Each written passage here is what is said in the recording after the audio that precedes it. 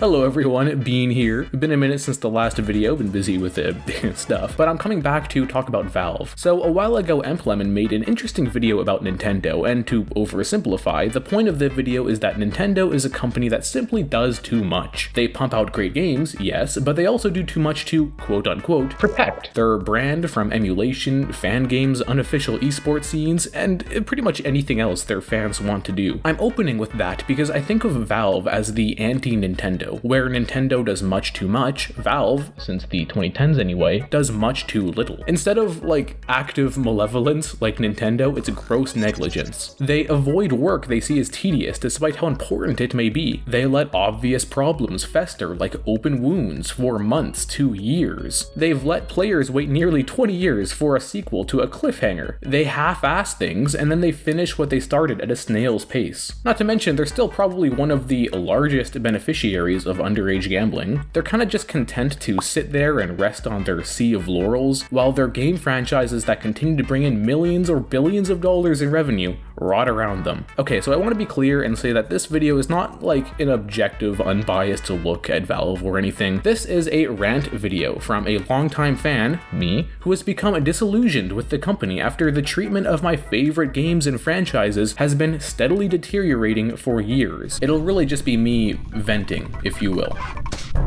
If you're good with that, thank you. If not, you have been warned.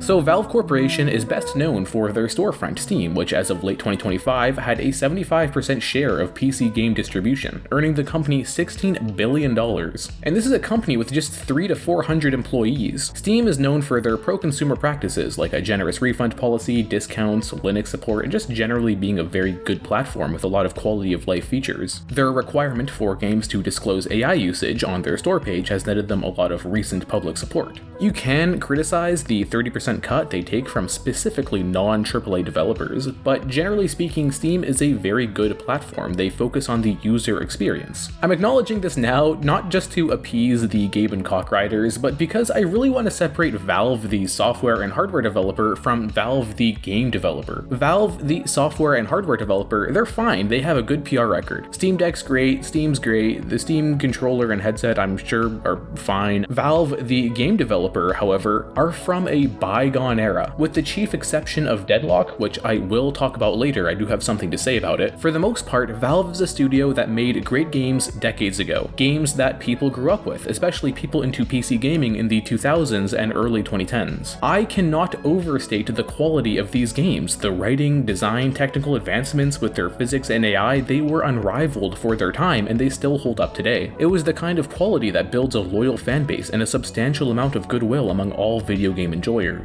And I believe it is this goodwill, along with the positive PR from Steam, that lets Valve get away with negligence in their live service games. Negligence we can see.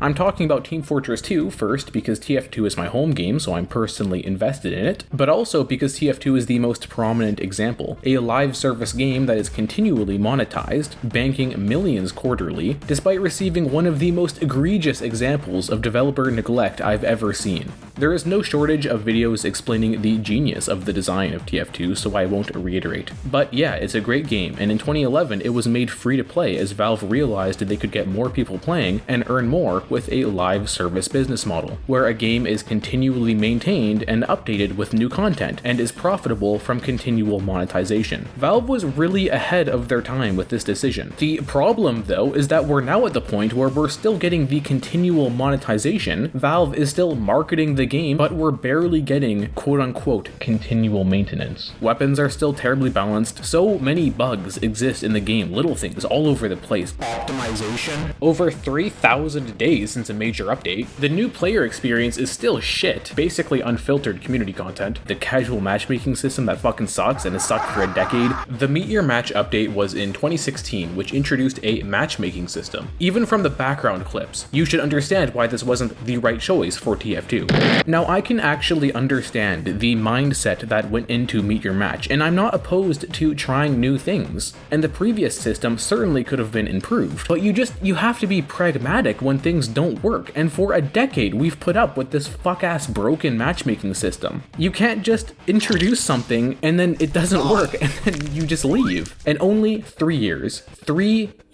after Meet Your Match, we see the beginning of the bot crisis. It is kind of difficult to explain to someone that didn't play TF2 at the time just how bad this was and for how long it went on for. From around 2019 to 2023 or 24, the game was flooded with bots that would pick sniper and ruin the game. Thousands would join servers across the globe in groups so that you couldn't kick them, making the game nigh unplayable. And while the game was like this, in fucking complete ruin, we continued getting seasonal, community-created cosmetic cases. Because money, of course. Say what you will about Blizzard or any other game studio on the planet, they wouldn't be caught fucking dead with this in one of their flagship titles that banks tens of millions annually for more than a week or a day. For several years, the game was like this. And to this day, you occasionally see these bots, notably around the seasonal loot case drop. It is embarrassing that this was allowed to happen for as long as it did. One minor thing they would do was spam voice and text chat, and Valve's response to that? Blanket mute all free-to-play players.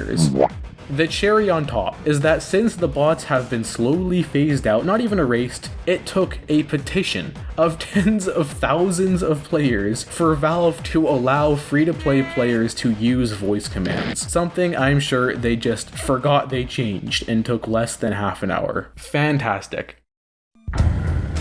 Left 4 Dead is a great series that I feel is owed more credit than it's given for its contributions to the design of the horde shooter genre. Most people have played a game in the series, and indeed a significant amount of people still do. The Left 4 Dead 2 community, unlike the zombies in the game, is quite alive, I assure you, and they also have been subjected to gross negligence. And they aren't even expecting much. This isn't a live service game like TF2, they just want to play the game they paid for. But alas, Valve. From early 2024 to 2025, you literally could not play the game you paid 13 loonies for on the official servers. Recently, there's been a ton of DDoS attacks on every official Valve server for Left 4 Dead, which means it's unplayable.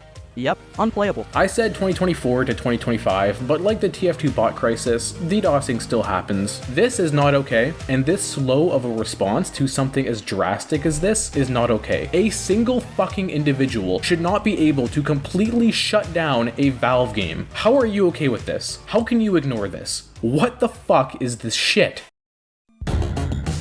Counter-Strike is funny because it has had such a historically large problem with cheaters that third-party platforms like Faceit or ESEA are considered the de facto default way to play the game for many players. The supposed grand update to Counter-Strike 2 did nothing to address the cheater problem, and Premiere is miserable, but you know, every FPS community complains about cheaters, but we also get to complain about the miserable launch of Counter-Strike 2. Unlike previous releases of CS, Counter-Strike Global Offensive was replaced by Counter-Strike 2. Counter-Strike 2 is very pretty and fucking sucks. Game-breaking exploits and bugs, performance and stability issues. Valve is just getting around to adding back content that was removed. They are just getting around to fixing problems that were there on launch. And because it was officially an update, the old CSGO is effectively lost, replaced with a very computationally heavy game with performance issues. Once again, they half-assed something and now are taking years to fix it.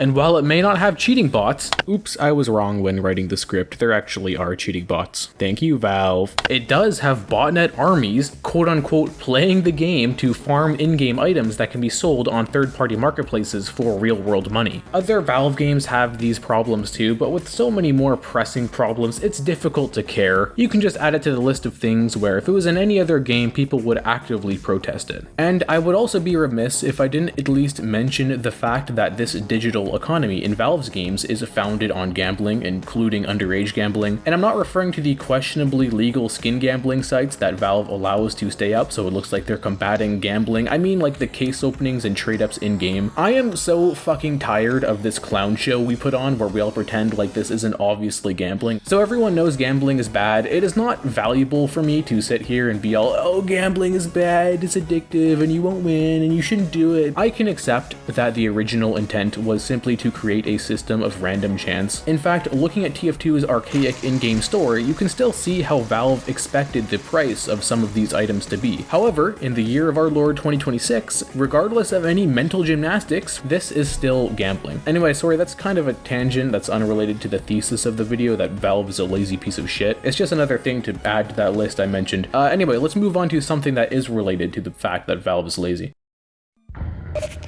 I see a lot of other game studios get justifiably grilled by their fan bases for taking too long to release new games in an IP. It is, for lack of a better word, trendy to shit on Bethesda or Rockstar or whatever for the time they've taken, and that's fair. But if we're playing that game, you should meet Valve. Where is Half-Life 3 is such a legendary meme at this point, it's easy to forget we're actually still waiting for it.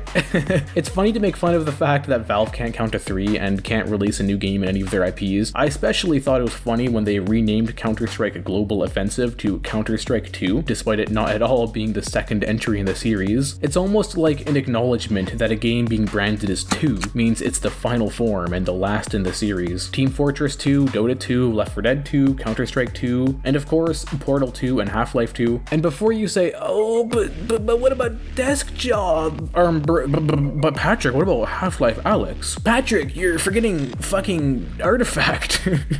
These don't count. Shut up, they don't count. I don't want to hear it. This is a tech demo. This is a joke. The only game I would almost count is Alyx, except I don't have a VR headset. I have never been able to play it still, so shut up. Half-Life 2 Episode 2 was released in 2007, the same as TF2, and it left us on a cliffhanger. And Valve just said, oh fuck man, that took so much out of us, we'll finish the story eventually. And for 20 years, we've had our fucking balls tickled at every turn. Tune into Tyler McVicker to see the latest fucking Half-Life news. Unreal. What a fucking joke.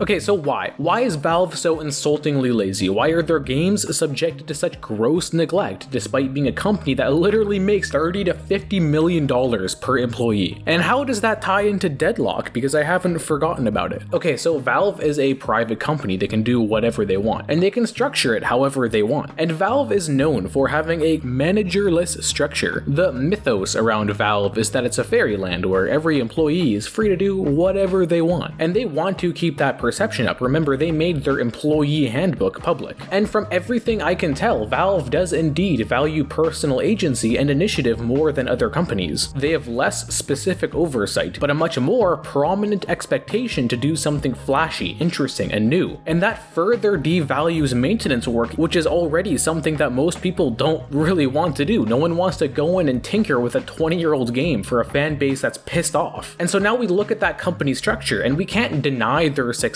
but can we also acknowledge that there's just going to be some shit people don't want to do, but it still has to be done? And now we get to Deadlock. Deadlock is a fine game, a good game even, I'm told by people that actually play it because I can't get into it for the life of me. Valve has good developers and good game designers, so that's not really a shock to me. To be honest, I don't really have an opinion on the game itself. However, the simple fact that a new multiplayer MOBA hero shooter is being actively developed, making great progress, while other Valve titles and even IPs, which is something that no one even bothers to criticize Valve for anymore, are completely neglected, is wrong. It is so frustrating to me because you can make Deadlock, that's great, people love it, but if you put in the barest possible effort to make sure your legacy games with fairly large communities within the gaming ecosystem and respectable reputations are kept in a fair condition, we wouldn't be having this conversation. It is maddening.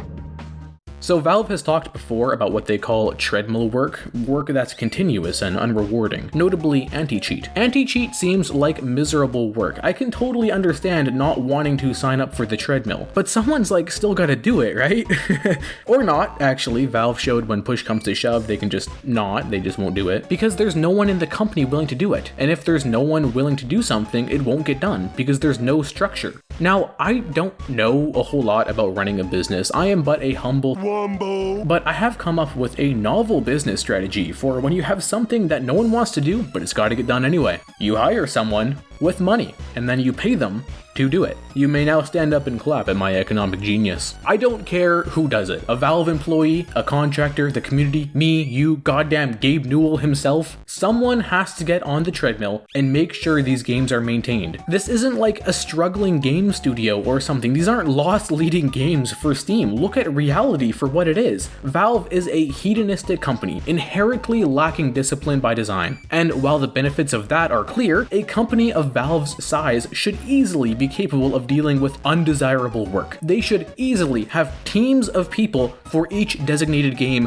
that nets them millions to billions of dollars a year. One last note is about Valve's policy on transparency. Valve does not like to be transparent with their fans because they don't like making promises they can't keep. And also, they're just lazy. While more transparency would be better for keeping fan expectations tempered, I know it's difficult to work when everyone knows what you're up to, so fair enough. What is not fair enough is complete radio silence. Remember the MVM update? What happened? Is it still coming? I don't know. Full roadmaps aren't required, but a little communication at least. Anyway, that about does it. If you in any way contact Valve, whether you email them as I have before, or you reply to the developer on Reddit or Steam communities or wherever, please be cordial while demanding better. Valve has a myriad of positives going for them. Steam is of course great, but also just the fact that they released such great games. Their stance on copyright, piracy, modding, it's all great, but that doesn't exempt them from criticism.